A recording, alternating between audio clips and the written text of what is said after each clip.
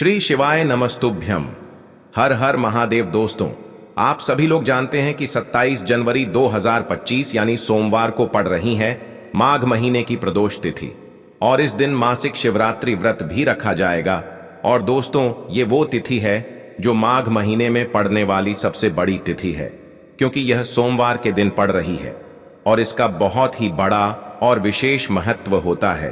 पूज्य गुरु जी ने कहा है कि अगर कभी भी मौका लग जाए और माघ महीने की प्रदोष और शिवरात्रि तिथि सोमवार को पड़ जाए तो आप लोगों को 11 चावल के दाने का उपाय तो अवश्य ही करना चाहिए। इन दोनों का संयोग बहुत ही कम आता है। इसी के साथ में गुरु जी ने अपनी शिव पुराण कथा में बताया है कि इस दिन आपको 11 चावल दाने का उपाय तो आपको अवश्य ही करना चाहिए, क्योंकि ऐसा दिन पूरे साल में सिर्फ एक ही बार आता है। और दोस्तों, आप सभी लोग जानते हो कि सोमवार प्रदोष व्रत का अगर सबसे बड़ा कोई उपाय है तो वो 11 चावल के दाने वाला उपाय है। तो दोस्तों, सोमवार के दिन आप लोगों को इस 11 चावल दाने वाले उपाय को जरूर करना है। बहुत सारे लोग होंगे जिन लोगों ने इस उपाय को ना किया हो, मतलब पूरा साल निकल गया, उन्होंने किसी भी दिन इस 11 चावल के दाने वाले उपाय को ना किया हो। पर दोस्तों, आपके पास एक आखिरी मौका बचा हुआ है जो कि 27 जनवरी के दिन है। तो इस दिन आप लोगों को इस वाले उपाय को जरूर कर लेना है। भले ही आपने पूरे महीने भर इस उपाय को ना किया हो, पर अगर आपने इस माघ महीने के सोमवार प्रदोष के दिन अगर इस वाले उपाय को कर लिया तो आपको इस उपाय को करने का वो फल मिलेगा जिसकी आपने कभी कल्पना भी नहीं करी होगी। इसीलिए आप लोग इस वाले उपाय को एक बार जरूर कर लेना है, ताकि आप लोगों के हाथ से यह मौका ना जा सके और आपको इस उपाय को करने का फल मिल सके। दोस्तों, यह उपाय पंडित जी ने अपनी अभी की ही श्री शिव महापुराण की कथा में बताया है जी। इस उपाय को आज हम आपको बहुत अच्छे से समझाने वाले हैं। इस वीडियो को देखने के बाद इस उपाय को समझने के लिए आपको कोई और वीडियो को देखने की जरूरत नहीं पड़ेगी। तो चलिए दोस्तों, उपाय को शुरू करते हैं।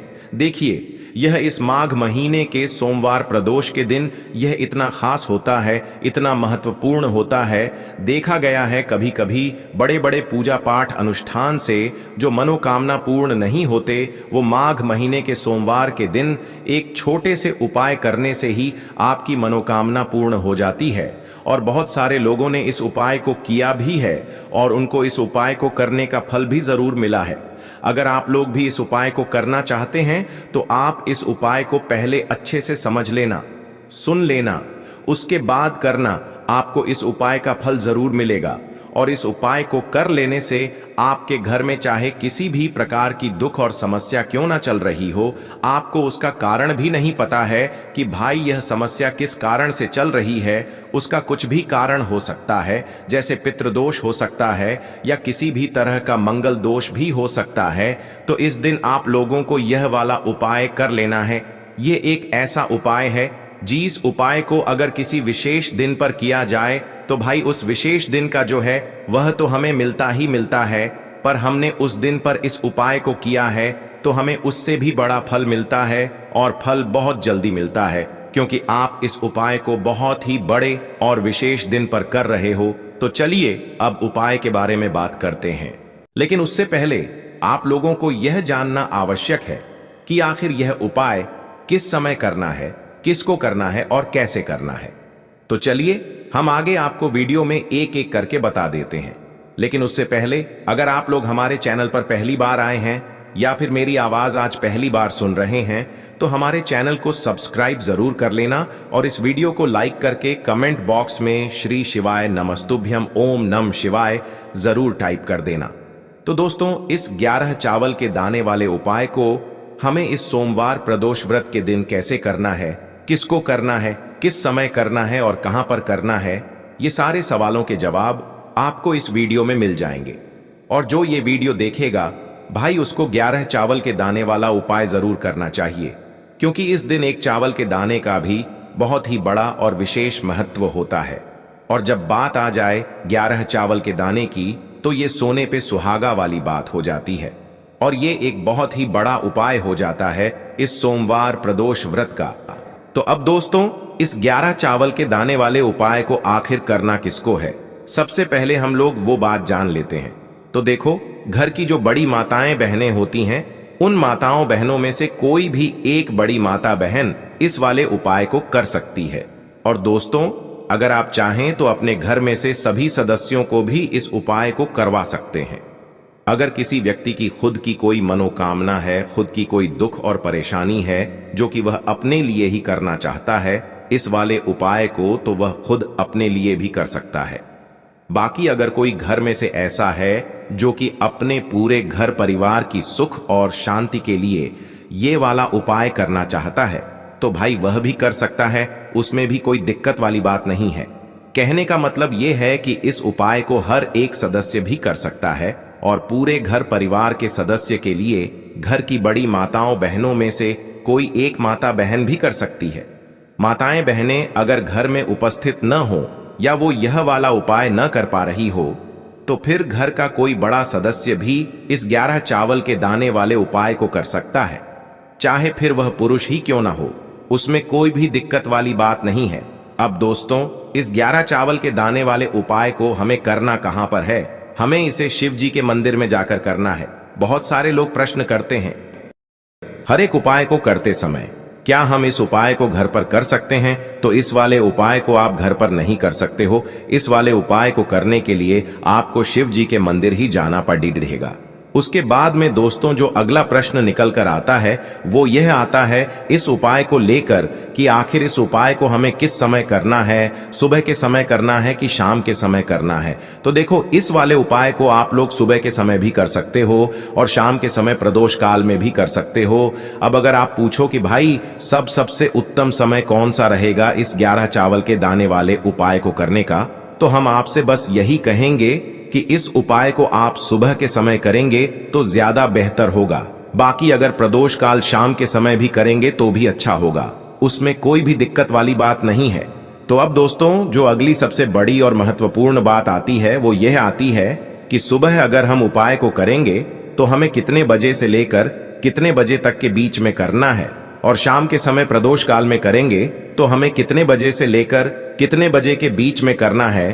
तो देखो, सुबह जितनी जल्दी हो सके आप उपाय को करने की कोशिश करना। बाकी अगर किसी कारणवश लेट भी हो जाओ, थोड़ी देर भी हो जाए, तो 10 या 11 बजे तक भी आप उपाय कर लेना, पर 12 बजे से ज्यादा देरी ना हो, ठीक है? इस बात का ध्यान रखना। उसके बाद में दोस्तों अगर शाम के समय प्रदोष काल की बात करें, प्रदोष काल का जो समय होता है वो शाम के 6 बजे से शुरू हो जाता है। मतलब शाम के 6 बजे से लेकर 7 बजे के बीच का जो समय होता है यह समय प्रदोष काल का समय होता है। पर अभी जो मौसम चल रहा है इस मौसम में जो है शाम बहुत देरी से होती है, तो आप इस उपाय को 7 या 8 बजे के बीच में भी कर सकते हो। मतलब शाम के 6 बजे से रात 8 बजे के बीच में आप कभी भी इस वाले उपाय को कर सकते हो, उसमें कोई भी दिक्कत वाली बात नहीं है। अब दोस्तों यहां पर इस उपाय को लेकर एक और सबसे बड़ी बात यह निकल कर आती है कि इस 11 चावल के दानों को हमें लेना कहां से होता है, और हमें इस उपाय को करने के साथ में क्या और कुछ भी सामग्री ऐसी होती है जो शिव जी के मंदिर लेकर जानी पड़ती है। तो देखो यहां पर हम आपको बता दें, सबसे पहले आप लोग ये जान लो कि यह जो 11 चावल के दाने वाला उपाय है, सिर्फ और सिर्फ आप उपाय की सामग्री लेकर कभी भी शिव जी के मंदिर मत जाना, क्योंकि हमें भगवान के सामने यह नहीं दर्शाना है कि अगर हम भगवान शिव जी के मंदिर आए हैं तो अपने फायदे के लिए आए हैं। तो इसलिए जो भी पूजन सामग्री है उपाय सामग्री है, 11 चावल के दाने, इसके साथ में आपको पूजन सामग्री भी जरूर लेकर जाना है। देखो अगर सुबह के समय उपाय कर रहे हो तो सीधी सी बात है, 1 लोटा जल तो आप लेकर जाओगे ही जाओगे। वही 1 लोटा जल अगर मिट्टी का जल हो तो बहुत अच्छा रहेगा।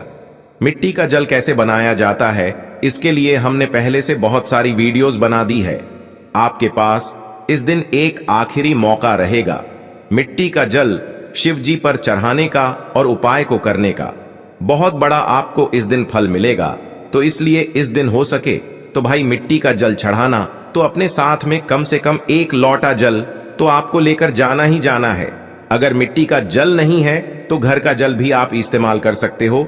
इसके अलावा जो भी पूजन सामग्री है, देखो 11 चावल के दाने ये अलग आपके रहेंगे और जो आपकी पूजन सामग्री रहेगी वो अलग रहेगी।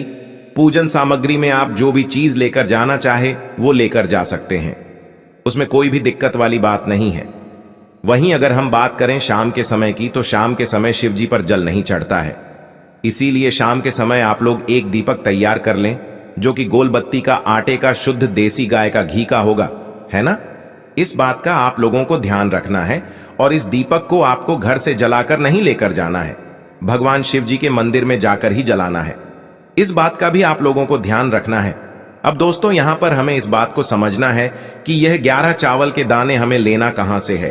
क्या हमें दुकान से लेकर आना है, या हमें अपने घर से लेना है, या कहां से लेकर आना है, और कौन से चावल लेना है, क्योंकि चावल भी बहुत प्रकार के होते हैं। तो देखो, इन सभी सवालों के जवाब आप लोग एक बात में सुन लो कि भाई ये जो उपाय है, इस उपाय में आपको ये नहीं देखना है कि भाई कौन से चावल है, कौन से चावल नहीं है। बस जो भी चावल ले रहे हो वो चावल का दाना सबूत होना चाहिए, मतलब साबुत होना चाहिए, टूटा हुआ नहीं होना चाहिए, कटा पिटा नहीं होना चाहिए। ये बात आपको ध्यान रखना है। बाकी आपका चावल बासमती हो या सादा चावल हो या कोई सा भी चावल हो, उसमें कोई भी दिक्कत वाली बात नहीं है। तो सीधी सी बात है कि आपके घर के रसोई घर में जहां पर आप भोजन बनाते हो, वहां पर जो भी चावल आपके उपस्थित हो, उन चावलों में से अपनी एक कटोरी भर लेना या एक मुट्ठी चावल अलग से निकाल कर रख लेना, क्योंकि हम 11 चावल ही यहाँ पर इस उपाय में लेने वाले हैं। तो हमें यह चावल के दाने गिनकर निकालने पड़ेंगे। इस बात का आप लोगों को ध्यान रखना है। तो अपने उस चावल की कटोरी में से या चावल में से 11 ऐसे चावल के दाने आप लोग निकाल लो, जो कि टूटे हुए ना हो, कटे पिटे ना हो, जिनमें कोई दाग ना लगा हुआ हो, है ना। अच्छे साबुत चावल के दाने 11 दाने आप लोग निकाल कर रख लो और इन्हें किसी भी एक कागज की पुड़िया में या किसी एक छोटी सी कटोरी में आप लोग रख लो, ताकि यह सुरक्षित रहे। आपके एक भी चावल का दाना इधर उधर ना हो और आपका उपाय भी पूरा अच्छे से हो जाए। तो भाई, जैसे ही आपका उपाय की जो सामग्री है, 11 चावल के दाने ये तैयार हो जाते हैं, उसके बाद मैं आपको जो भी अपनी पूजन सामग्री है, सुबह के समय कर रहे हो तो एक लोटा जल या पूजन सामग्री जो लेकर जाना चाहो उसकी भी तैयारी कर लेना। और शाम के समय जा रहे हो तो भाई अपना जो दीपक है उसे तैयार कर लेना, ठीक है। और उपाय को करते समय शुद्धता का विशेष रूप से ध्यान रखना, ठीक है। सुबह सुबह स्नान करने के बाद ही उपाय को करने की आप लोग तैयारी करना। उसके बाद अगर शाम के समय की बात करें तो शाम के समय आपको स्नान करने की जरूरत नहीं है, पर शुद्धता का ध्यान रखना है। आपको स्नान तो नहीं करेंगे, आप हाथ मुंह धोकर भी इस वाले उपाय को शाम के समय प्रदोष काल में कर सकते हैं। इसमें कोई दिक्कत वाली बात नहीं है। तो आप अपने उपाय की पूरी सामग्री तैयार करके आपके पास ही में जो आपका शिव मंदिर हो वहां पर पहुंच जाइए। सबसे पहले शिव मंदिर में जाकर आप लोगों को उपाय नहीं करना है, पहले भगवान के दर्शन करना है, भगवान से आशीर्वाद प्राप्त करना है। फिर शिव जी की शिवलिंग के पास में आना है। शिवलिंग के पास में आने के बाद आप जो पूजन सामग्री लेकर आए हुए हैं, जैसे कि सुबह गए हुए होंगे तो एक लोटा जल और जो भी पूजन सामग्री लेकर आए हैं, आप उनसे भगवान शिव जी की पूजन कीजिए। सबसे पहले तो एक लोटा जल ही चढ़ेगा, उसके बाद में आपकी पूजन सामग्री चढ़ेगी। उसके बाद में अगर दोस्तों शाम के समय अगर आप इस उपाय को कर रहे हो तो अपने साथ में कम से कम एक जो दीपक है गोल बाती का, जो आप अपने साथ में लेकर गए हो, उस दीपक को मंदिर में जाकर अपनी माचिस से जलाना है और उस दीपक को शिवलिंग के पास में रखना है, ठीक है। इस दीपक को रखने के बाद ही आप लोगों को अपना ये वाला उपाय शुरू करना है। और दीपक को ज्यादा पास में मत रखना, वैसे भी गर्मी पड़ रही है, भगवान शिव जी को आंच नहीं लगनी चाहिए, है ना। तो भाई, जैसे ही आपकी पूजा अर्चना हो जाती है, आप भगवान शिव जी को प्रसन्न कर लेते हैं। उसके बाद में शिवलिंग के पास ही में आप कहीं पर बैठ जाइए, सामने या आसपास जिस जगह पर आपको बैठना हो वहां पर बैठ जाइए और अपने वह 11 चावल के दाने अपने सामने निकाल कर रख लीजिए, क्योंकि अब यहाँ पर उपाय को यहाँ पर करने की आपको तैयारी करना है। और इस तरीके से जब आप उपाय करेंगे, पूजन सामग्री करने के बाद, पूजन अर्चना करने के बाद, तो आपको उपाय का फल बहुत जल्दी और बहुत बढ़ा होकर मिलेगा। तो अपने 11 चावल के दाने अपने सामने निकाल कर रख लेना। और यह जो उपाय है यह आपकी सीधे हाथ की हथेली से होगा, इसलिए इस बात का भी विशेष रूप से ध्यान रखना है। तो सीधे हाथ की हथेली का प्रयोग करके ही आप लोग अपना इस वाले उपाय को करना। अपने सामने जो भी आपकी कागज की पुड्डियां है उसको खोल कर रख लो, या कटोरी है तो भाई उसे अपने सामने रख लो और अपने वह 11 चावल के दाने निकाल लो, ठीक है। उसके बाद में दोस्तों अब आपको क्या करना है कि शिवलिंग आपके सामने होगी, तो आपने वह 11 चावल के दाने एक एक करके आपको शिव जी के शिवलिंग के ऊपर चढ़ाना है। कहां पर चढ़ाना है? शिवलिंग के ऊपर चढ़ाना है और कहीं पर भी नहीं चढ़ाना है। आपको अपने हथेली से तो शिवलिंग के ऊपर चढ़ना है, भले ही फिर वो अपने आप जलाधारी पर गिर जाए या मतलब वहीं पर गिर जाए, उसमें कोई दिक्कत वाली बात नहीं है, पर आप चढ़ाओ शिवलिंग के ऊपर ही। तो आपको क्या करना है, अपना पहला चावल का दाना उठाना है, श्री शिवाय नमस्तुभ्यम बोलना है और शिवलिंग पर चढ़ा देना है। इसी तरीके से दूसरा चावल का दाना उठा है, शिवलिंग पर चढ़ाना है और मंत्र बोल देना है। और फिर तीसरा चावल का दाना उठाना है, श्री शिवाय नमस्तुभ्यम बोलना है और चढ़ा देना है। इसी प्रकार से आपको पूरे 11 चावल के दाने एक एक करके शिव जी के शिवलिंग के ऊपर चढ़ाना है और भगवान से प्रार्थना करते जाना है। मतलब प्रार्थना तो आपको आखिरी में करना है, पर हर एक चावल के दाने को चढ़ाते समय श्री शिवाय नमस्तुभ्यम जरूर बोलना है। उसके बाद ही में यह चावल का दाना शिवलिंग के ऊपर आपको चढ़ाना है। जैसे ही आपके 11 चावल के दाने शिवलिंग के ऊपर चढ़ जाते हैं, तो भाई उसके बाद में आपको क्या करना है, भगवान से अपनी मनोकामना बोलना है। मनोकामना भी कब बोलना है? जब आपका 11 चावल का दाना आपके सीधे हाथ की हथेली में हो और आप उसे चढ़ाने के लिए जा रहे हो। श्री शिवाय नमस्तुभ्यम बोलकर उस आखिरी चावल के दाने को शिवलिंग के ऊपर चढ़ा देना और भगवान से फिर अपनी वह मनोकामना बोल देना, जिस मनोकामना के लिए आप लोग अपना यह वाला उपाय कर रहे हो। जिस भी दुख और परेशानी के लिए आप लोग अपना यह वाला उपाय कर रहे हो, उसके बाद में जैसे ही आप अपनी मनोकामना बोल देते हो, आपका यह वाला उपाय पूरा हो जाता है। पर दोस्तों, उपाय को करने के बाद आप लोगों को 2 मिनट भगवान शिव जी के मंत्र का जाप जरूर करना है। और मंत्र का जाप करने के बाद भगवान से एक और बार प्रार्थना करना है अपनी मनोकामना के लिए या अपनी जो भी दुख और परेशानी है उसके लिए। इसके बाद में आप लोग को जलाने के लिए, अगर आप शाम के समय इस वाले उपाय को कर रहे हो, तो भाई इस उपाय को करने का फल जो है उस व्यक्ति को भी मिल जाएगा जिस व्यक्ति की आपने माचिस ली होगी। इसलिए आप अपने घर से अपनी ही माचिस लेकर जाएं। उसके बाद में दोस्तों, आप लोगों को एक बात का और ध्यान रखना है कि जब आप उस दीपक को जला दो, जलाने के बाद उस दीपक से आप चाहो तो आरती भी उतार सकते हो, अन्यथा कोई दिक्कत वाली बात नहीं है। आप उस दीपक को भगवान शिव जी के इतने पास मत रखना कि भगवान शिव जी को आंच लगी, थोड़ी दूरी बनाकर ही जो है आप उस दीपक को जो है भगवान शिव जी के शिवलिंग के पास में रखना, क्योंकि अभी हम जो है भगवान शिव जी को प्रसन्न करने वाले हैं। तो इसलिए जो है भगवान शिव जी को आंच ना लगे, इतनी दूरी बनाकर आप उस दीपक को रख दीजिएगा। जैसे ही आपकी पूजन अर्चना हो जाती है, आप जल चढ़ा देते हैं। सुबह के समय गए तो जल चढ़ा देते हैं, पूजन अर्चना हो जाती है। फिर आप उसके बाद में भगवान शिव जी की शिवलिंग के पास में कहीं पर भी बैठ जाइए, सामने बैठ जाइए या आसपास बैठ जाइए। उसी तरीके से शाम के समय है, दीपक जैसे ही लग जाए तो भाई आप अपना उपाय को यहां पर कर सकते हैं। और उपाय को करने से पहले आप अपने वह 5 कनेर के फूल निकाल लीजिए, क्योंकि अब हम यहां पर उपाय को करने वाले हैं। उपाय को करने के लिए आप शिवलिंग के सामने भी बैठ सकते हैं, आसपास भी बैठ सकते हैं, कोई दिक्कत वाली बात नहीं है। अब हमारे पास 5 कनेर के फूल हैं, तो सीधी सी बात है कि इन 5 कनेर के फूलों को हमें 5 अलग अलग जगहों पर यहां पर चढ़ाने हैं। अब वो 5 अलग अलग जगह कौन सी हैं वो हम आपको बताते हैं। देखिए, 5 अपने कनेर के फूल आप अपने सामने निकाल कर रख लीजिए। अब 5 कनेर के फूल में से सबसे पहला वाला कनेर का फूल आप लोग उठाइए और पहले वाले कनेर के फूल आपको कहां पर चढ़ाना है वो आपको चढ़ाना है भगवान शिव जी की शिवलिंग के ऊपर, जो गणेश जी वाला स्थान होता है वहां पर। अब भगवान शिव जी के शिवलिंग के ऊपर गणेश जी वाला स्थान कहां पर होता है? भगवान शिव जी की शिवलिंग होती है, शिवलिंग की जलाधारी होती है।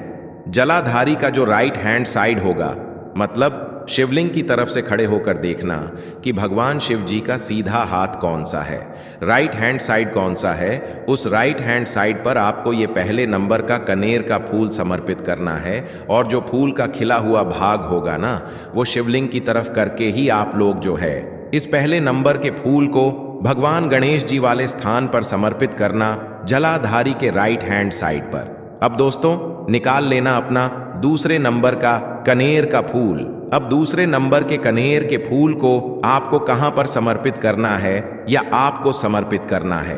भगवान कार्तिकेय जी वाले स्थान पर। अब गणेश जी वाला स्थान राइट हैंड साइड पर होता है, तो कार्तिकेय जी वाला स्थान लेफ्ट हैंड साइड पे होता है, जलाधारी के ऊपर है।